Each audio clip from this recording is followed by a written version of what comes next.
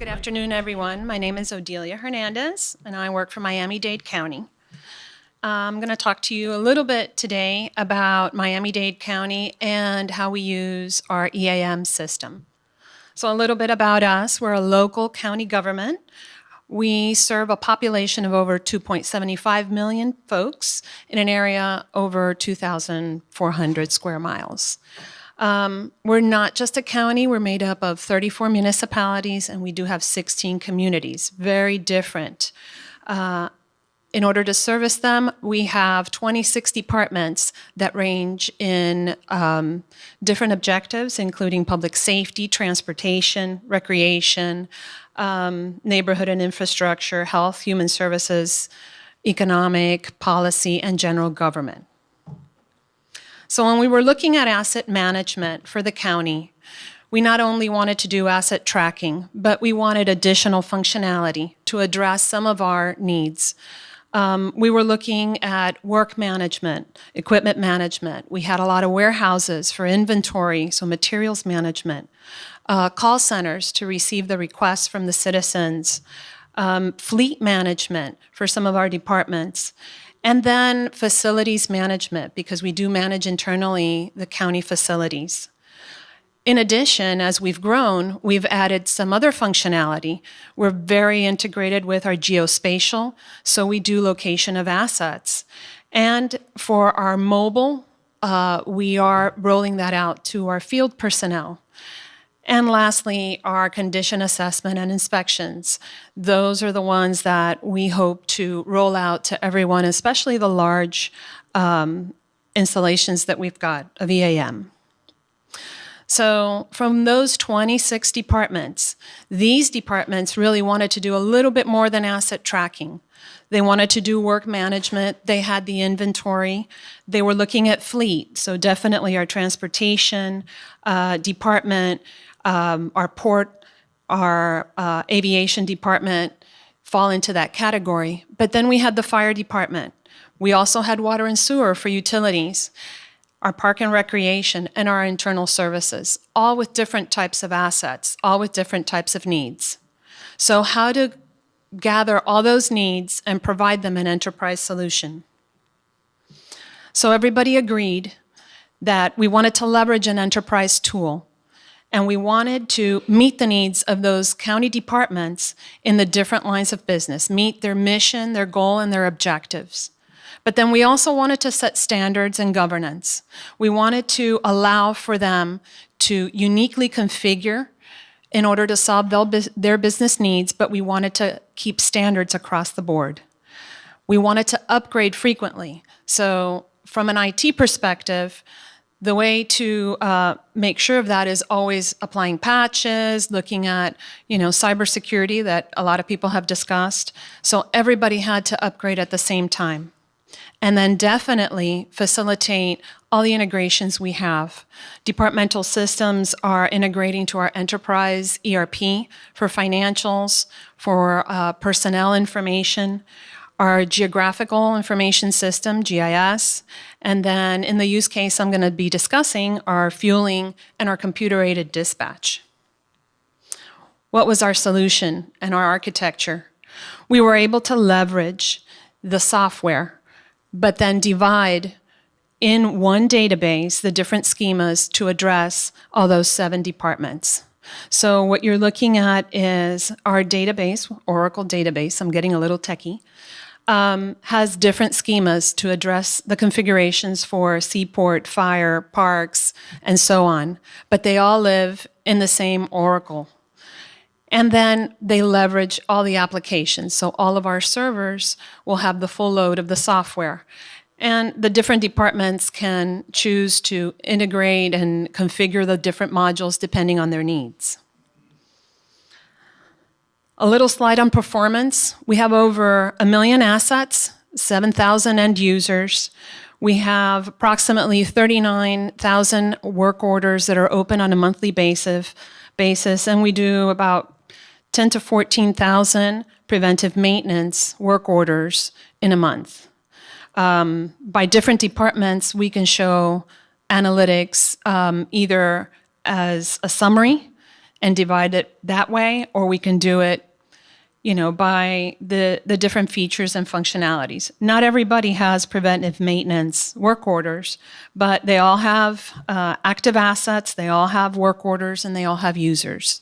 So we're able to leverage the tool in that manner. So I'm going to go through one of our use cases. And if you take a look at the graphic on the side, that's our 30-year-old legacy application for our Metro bus, our fleet management that the mechanics used to use whenever a bus would have an issue on the road. So the challenge for the transit department and Metro bus was to replace that 30-year-old work order system and be able to leverage the asset management tool. We wanted to also modernize how we did preventive maintenance. We were doing preventive maintenance on the fleet based on time. Now we wanted to do it based on mileage. Our fleet is currently 774 buses, and 636 of them, 35 of them, have to be on the road on peak service on weekdays. So doing preventive maintenance on these assets was a challenge. We leveraged the IoT devices on the equipment, and we leveraged two of the solutions that we already had to interface to our EAM. So you can see here our clever computer-aided dispatcher, CAD, where the bus operator is sitting in the seat. He can communicate directly to the dispatch, and he has a terminal. The terminal, he can look at sensors. He can also submit a roll call if he sees that there's an issue with the vehicle. Also, we leveraged our EGA ward fueling system. The canceiver that's on the bus captures mileage, and the fuel control terminals, where we do the fueling, will capture the mileage and will capture other information on the vehicles instead of manually having to enter that information. And the little fob at the bottom is used by the bus personnel when they're going to fuel, so we know who's putting in fuel and if they're doing it correctly. So definitely from the vehicle, those IoT devices interface to our CAD incident reporting and our fueling system. And they're sending information, incidents on one end and mileage on the other, to an interface. It is collected then and sent to our Infor EAM system. And if it is a road call, it will create a work request. But if it is just mileage, then it will look to see when it can schedule preventive maintenance. Alerts will go into EAM, and depending on the role of the end user, they'll be able to look at screens and look at reports in order to make their decisions and assign work. So this is a sample screen. All of the clever CAD work orders will come in, and we will continue to update those requests until a work order is created. So mechanical and non-mechanical items are brought into the system. So we're looking there, it's a little covered, but it's brakes pulling. So with problem codes, if we look at one record, then we can look at the work order. We have a corresponding work order in the clever CAD, and we can look at information, either a breakdown, the fleet type, and the revised problem code. Sometimes it comes in with a system, and that's not the problem. So we take a look at that as well. For automatic PMs, we usually do our preventive maintenance for 4,000 miles. So within 1,500 miles, since we have to do the PMs on weekdays, we kind of gathered vehicles probably will do about 300 miles a day. So anything below 1,500 will be flagged. Our production coordinators will take a look at this report and schedule. Usually it's done beginning of the week, and as the week progresses, they'll know the workload.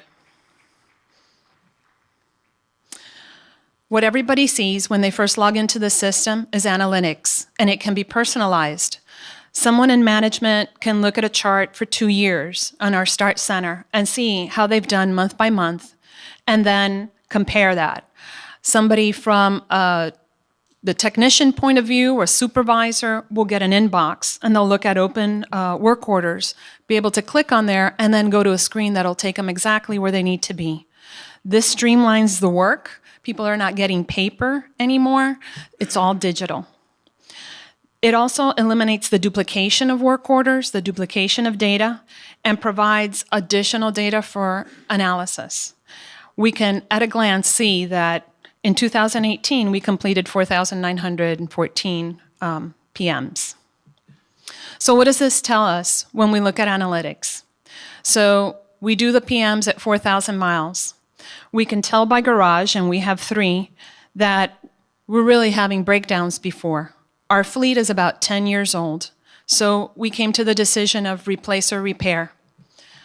Based on this, we are replacing the fleet. So our central garage, which is the one with the lowest number here, will be receiving new compressed natural gas fleet. They've already started, they're halfway done, so by March they should be full. Those numbers should go up. We can compare by fiscal year, so we can tell that 2013, we started above the 4,000 miles, and we've been going down ever since. So those types of analytics help make that kind of a decision. Not only the bus or the vehicle, but the subcomponents. Even though you may not have sensors or you may not be monitoring them, you can also tell by the repair work orders if you have issues with subcomponents such as the wheels, fuel, the lights, and look at that, separate that information. There's room there for improvement. And then definitely total work orders with the top 10 ranking. Engines, issues with engines seems to be the main one. So lessons learned. Always identify the system of record. If your system doesn't do everything you need it to do, look for systems that are already there and look for solutions. The actual mileage used for these preventive maintenance really helped in less over PMing.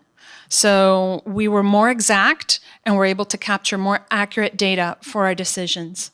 Procedures for alternate data capture. So those IoT devices will need calibration, they'll need repairs, always have a backup plan in case the equipment doesn't work correctly that time. Definitely training for personnel in each area is critical to the success. It was a change in process from the production coordinators, the technicians, the supervisors, and even the clerks. The technicians are now putting in their information for their labor hours instead of on a piece of paper in terminals. They have that capability now. So training is of the utmost importance when you roll something like this out. And there's going to be a lot of data that you're going to be capturing. Just be focused on what are the results and what business questions you are asking. All right, and with that, I'm done.